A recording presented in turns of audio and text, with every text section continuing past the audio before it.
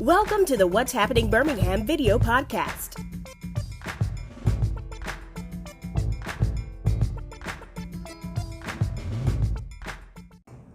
Hello everyone, this is Jarvis S. Scott with What's Happening Birmingham. Today I have the honor and pleasure of having our great Senator, Doug Jones, here on the podcast. Senator, thank you for coming on. My pleasure. Great. So I reached out to the Senator a couple of weeks ago and just requested him to come on the podcast, just have a little conversation, but also kind of give us an update on some things that he's working on in Washington. Yep. So, Senator, thank you for coming on today. Hey, look, it's my pleasure. Thanks for having me. Great. So, got a couple of questions. So, I got a list. So, let's just first start off with, just the most pressing issue in our country right now is just so many mass shootings going on. Before the interview, I did a Google search, and according to one website, it says like 283 mass shootings. Just this year? Yes, it's almost like one every day. Yeah, it's crazy. So, I know you all go back in session real soon. What are some ideas or some proposed legislation you think would kind of reduce some of these? Well, I hope that the appetite for getting something accomplished has not died down. Mm-hmm. We see this every time. There is a high-profile shooting. We see a lot of people talking about it. We see the president talking about it, and then he walks us all back a little bit. Mm-hmm. So I'm hoping that when we get back up there, there's still going to be some talk, discussions taking place about the things that we can agree on. When we start talking about guns, people kind of go to corners. And we need to be talking about this as a gun violence, not just the mass shootings, but gun violence in general, and trying to reduce the number of gun deaths. I gave my maiden speech on that over a year ago on the floor of the Senate. And there are things that I think we can do. I think we can do some universal background checks. If we talk about reducing violence, gun violence, keeping in the hands, guns out of the hands of the wrong people. I think we can do some background check issues. I think we can. That ought to be easy. That's just, background checks are just really an inconvenience. A law-abiding citizen shouldn't have any concern about a background check. But let's look at background checks. Let's look at what they call these red flag laws to give courts some opportunities. Let's close some loopholes. The thing that I have decided I'm going to focus on a little bit more than anything is studying gun violence. For years, almost 40 years, the Center for Disease Control, the CDC, has been prohibited by law from studying gun violence. They could study unsafe baby cribs. They could study unsafe, how to survive a car crash, and things like that. But they were prohibited from this, from studying gun violence, and we lose 40,000 people a year to gun violence. That includes 24,000 a year in suicides. And the rest are either in homicides, accidents, or whatever. We ought to be able to do something about that. So I want to get some money to the CDC to be able to, because we stripped it and now they can do it. We just didn't fund it last year. I want to get some money. If we're going to talk about this being a mental health issue, and Jarvis, it is a mental health issue. There's no question about that. Mental health is a very big part of this. But if we're going to talk about that, and that's going to be the fallback by the NRA and the administration, let's get some funding out there and let's study gun violence. And I think we can do that. I think it'd be a big help. And so I'm hoping that we're going to see some appetite for that when I get back in D.C. All right, since I got you on the podcast with me right now, and one thing I always love about bringing people on the podcast is they get to speak directly to you. So what is your position when it comes to the whole gun issue? Well, and feel like, and I like you speak directly to the people because people have distorted your record. Yeah, they're going to continue to do that as this campaign goes. People are going to distort my record. The fact of the matter is, I am a gun guy. I enjoy hunting and I enjoy it a lot. I enjoy shooting. Just my son and I go to ranges all the time just to shoot pistols, to shoot rifles.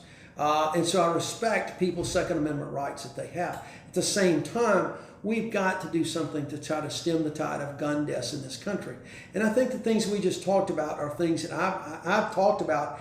When I gave my maiden speech, I talked about those issues that I would like to see enacted. I'd like to see universal background checks.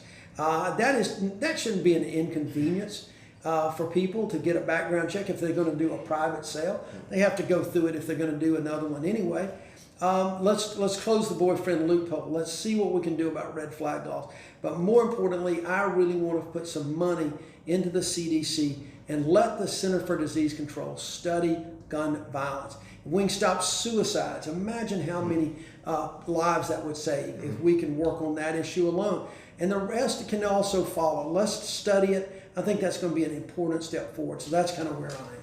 All right, so another issue I want to talk to you about is the tariffs. Yeah. You know, this ongoing, I guess you can call it. It's a trade war. Trade war. Absolutely, trade war. How does that affect the everyday Alabamian, or potentially can affect? I think potentially it could be really dramatic. I don't think the everyday Alabamian has seen it as much yet, although businesses have seen it in Alabama. And you're going to start to feel it. The escalating trade war with China, tariffs that are being placed on Chinese goods coming into this country are going to be nothing more than taxes that you pay. They're just taxes. It's plain and simple. China's not paying for these tariffs, no matter what the president says. China's not paying for them, the American consumer. This latest round of tariffs is going to increase the cost of so many goods by 15 to 25%. That's going to start showing up in a few weeks, I think. And people are going to start seeing that in higher costs for things, anywhere from Bibles that get printed over there to fishing tackle, artificial fishing lures that get printed. So much when you look at and see that made in China label on any product, just figured that is going to go up 15 to 20%, maybe even a little bit higher. So it's going to start affecting. It's already having some serious effect on our automotive industry. They can't plan, and those tariffs haven't even been levied yet. What they're doing is they're trying to propose these tariffs. They're threatening to use these tariffs, and that's placed our automobile manufacturers in a state of uncertainty, and you can't operate that way. Businesses don't operate that way. Businesses have to plan. They have to plan 5, 6 months in advance, years in advance, 1 year, 2 years, 3 years. They can't do that if they don't know whether or not their products are going to have a tariff on them that's going to make their cost some 20, 25% higher. That could jeopardize a lot of jobs in Alabama. We've got 57,000 jobs. Jarvis, I don't know if most people that watch your podcast know this. Alabama is the 5th largest automobile producer in the country. We're 5th among the states, and we're the 3rd largest automobile exporter. It is our biggest export right now. The third way, and this is really hurting farmers, is the retaliatory tariffs that China has been putting back on the United States.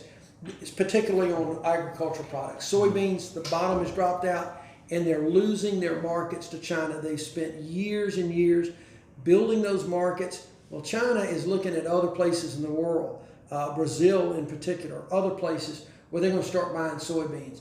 And those markets are not going to come back, even if we get a new deal. Now, let me say this very quickly.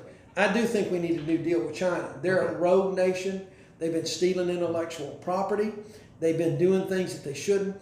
Where I have a problem with the administration right now is that we're going this alone. We don't have any of our friends and allies at the table with us saying the same thing. In fact, we've got our own little trade wars with our friends.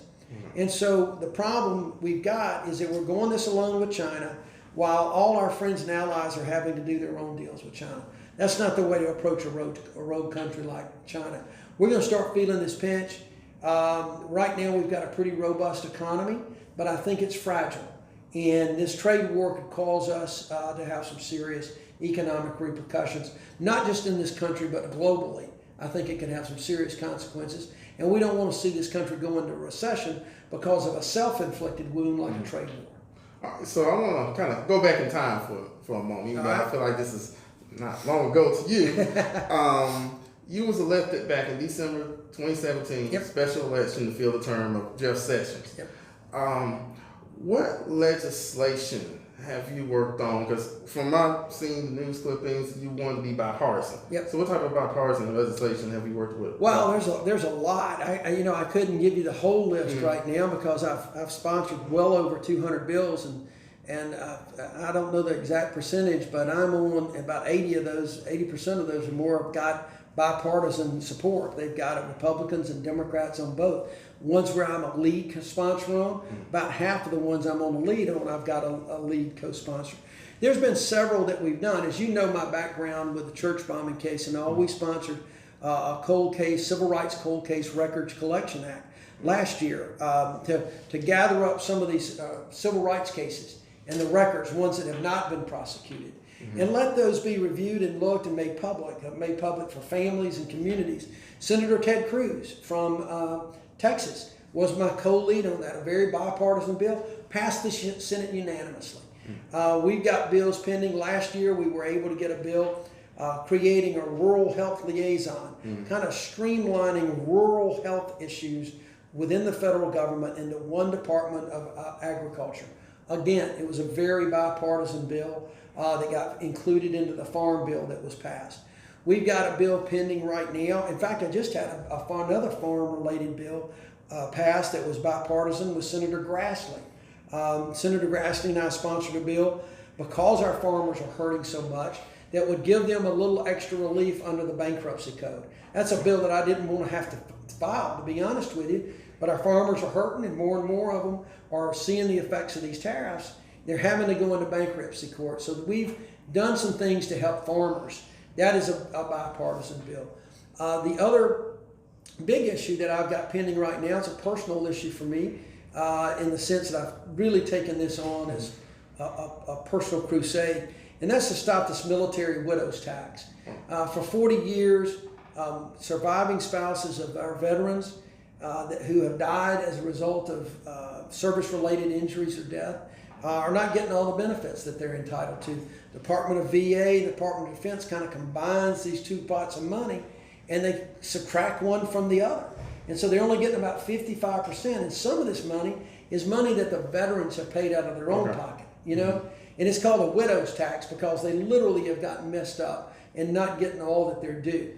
We've got a bipartisan bill right now. I've got 75 co-sponsors, 75 senators out of 100 are co-sponsoring that legislation. The House of Representatives have put it into their National Defense Authorization, which we're negotiating now in conference. I'm really hopeful that we can get it in our NDAA. That is probably the biggest piece of bipartisan legislation that we've got right now. And there's just a host of things. Money laundering on the banking committee with Senator Cotton and Senator Rounds, Senator Warner are things that we're looking at. Most legislation I'm doing, I try to make sure I have a Republican co-sponsor. Okay, so what do you think has been your biggest misconception about your record? Oh, the biggest misconception about my record? Yeah, from the other side. Well, you know, look, I think there are a lot of people that just don't know. They don't do the research, and they watch, you know, some of the social media that just wants to bash me here and there. And to look at some of the social media, you would think I'm nothing but a wild-eyed liberal that only votes a party line, which is absolutely not true. I was recently named one of the most bipartisan senators in the Senate, one of the top 10, in the top 10, one of the top 3 among Democrats. So I think the misconception is based on the fact that people want to just put a label on me as a member of a party and that I must be doing X. I had a lady the other night, just to be honest with you, outside of one of the restaurants, track me down. She was telling me I was bashing the president and I was doing this. I said, ma'am, I'm not doing any of that. Well, you know, give me an example of what you're talking about. She couldn't do it. So the misconception is coming from some of the social media that it just kind of gives you a generic scorecard. Anybody that has really looked at my record of what I have actually done and what I'm proposing to do cannot say that I'm a partisan. I've really tried to reach across the aisle. I've tried to do and find common ground with as many people as I can, and that's what I'm going to continue to do. Okay, well, I'll move to another hot button issue that, you know, people probably kind of misconstrued your record on. Right. Illegal immigration, Right. border crisis. Right. What's your viewpoint on that? Well, you know, look, everybody wants secure borders. There's no question about that. We've got to figure out, we've got to know who is coming into this country. In today's world of terrorist activities and other criminal activities, we need to know who's coming into this country. So I've been a proponent of increased border security, as is just about everybody in Alabama. The question is, how do you do it? I think the so-called wall has taken on a mythical type of mythical political dynamic that really is not the reality. The reality is you can increase some border and some barriers, but you can increase your border security with technology, with drones, you know, with better x-ray equipment at the ports of entry, those kind of things. Everyone wants secure borders. No one is for open borders. I am not for open borders, but we've got to be efficient. Yeah, I mean, you can't, for instance, put a wall down the middle of the Rio Grande River. So you got to figure out how to patrol that river. You got to do it in a way that's both efficient. The bigger problem that we've got right now is that we're being overwhelmed with those seeking asylum. Mm-hmm. They're coming across. They're going hundreds of miles with families, trying to get away from a really bad situation in their home countries. So we're trying to figure out ways that we can streamline the asylum process. We need more judges to deal with that. We need a better process. We need to keep families together that are down there and do it in a humane way. We're the United States of America. We should be the moral leaders of the world, and so we should be treating people that way. The thing that I have advocated for is trying to do more in these countries themselves. Guatemala, El Salvador, or other countries in which these asylum seekers are coming. The president has done, I think, a pretty good job in the last few months of working with those countries to try to get them to stem the tide of the refugees that are leaving and coming toward us. But the fact is, we need to give them some help. We need to do something similar to what we did after World War II with the Marshall Plan, in which we helped to rebuild Europe. We need to help our neighbors get rid of gangs, get rid of violence, get rid of the corruption, and try to give these people their homeland back. These folks really, they're not wanting to come to America just because it's the land of opportunity. They're coming to escape. They're risking their lives to come from escape, to escape a really bad situation in which they know they may face death or other atrocities in their home countries. They want to stay in their countries. And we want to figure out ways that we can get those countries stabilized such that it'll help them. So that's kind of where, in a broad sense, we do need comprehensive immigration. The problem, Jarvis, is that when you start talking about immigration now, it's become such a political hot button. Once again, people go into their corners, you know, and now you got one group over here just saying, build a wall, finish the wall, do whatever. And you got the other folks saying, hell no, we can't do something like that. And we got to figure out how to get in between those. So what has been your most, well, this is a two-part question. So what's been your most enjoyable moments and what's been your most frustrating moments while serving the U.S. Senate? Yeah, you know, every day is somewhat enjoyable to me. I mean, I'm so honored to be where I am and to represent the people of this great state. And I'm a history guy. And I just being a part of the United States Senate, one of only 100 senators. I go every day when we vote, I'll go pull open my drawer of my desk and I see the senators who've used my desk. Sat behind the desk where I'm sitting. They all signed the drawer, and it's names like John F. Kennedy and Harry Truman and Ed Muskie and Hubert Humphrey and people like that. And that's pretty overwhelming, and that's just really enjoyable. I like meeting people. I like getting out. We just did a town hall out at Miles College today. I love doing things like that. I like meeting people, talking to people, listening to people, and understanding where they're coming from. That's been the most enjoyable part of this job. It's a very busy schedule that I keep, but that's really been some of the best things that I've done. There's been a couple of times that have been incredibly frustrated. I got very frustrated a year or so ago when we couldn't do border security. We had a $25 billion bipartisan border security bill that we were trying to put in front of the Senate. We did put it in front of the Senate. We thought the president would support it. $25 billion. We wouldn't see a lot of the problems we're having today if that had passed. The president wanted more than that. He wanted different things in different ways, and so his people killed that bill. That was incredibly frustrating because as soon as I got up there, I started working in a bipartisan way to get that bill done, and we met in Susan Collins' office 2 or 3 times a week, hammered that bill out, got it to the floor, and we fell about 3 or 4 votes short of the 60 that were necessary, and that was just really frustrating. This past year during the government shutdown was really frustrating. Alabama, I got affected by that a lot. And I'm actually the only senator. We took like 6 votes to open the government. And I voted for 5 out of those 6. There was only 1 vote that I took that I did not vote in favor of reopening the government because the president put things in there that I just could not agree with. It had nothing to do with opening the government. It had everything to do with bad immigration policy. And but watching that 35-day shutdown was incredibly frustrating because people were out of work. They didn't know when they were going to go back to work. And I had farmers who needed relief. Okay. And that led to the third most frustrating thing, and that is trying to get disaster relief for farmers and others that suffered through Hurricane Michael and tornadoes down in Lee County. Again, politics, partisan politics was playing a role in that. I kept talking to people. I talked to the president about it, and they finally ended up stripping, just like the government shutdown. At the end of the day, they stripped all the partisan political stuff aside and we got it done. But for so many days, so many months in the case of the disaster relief, partisan politics got in the way to where Democrats couldn't support this, Republicans wouldn't support that, and finally all of that got stripped away and we got it done. That's the way we should have been operating from the very beginning. All right, so you run for re-election. Yep. 2020. I guess to some political, what they call observers or pundits. Yeah. They say you didn't have a shot. Right. Then pulled it out. What strategy or what message do you want to bring to Alabama voters so why they should re-elect you to a full term? Well, it's a great question, and what we've done is, number one, I'm doing exactly what I said I was going to do. I was going to represent all the people. I never told people that you would agree with me 100% of the time.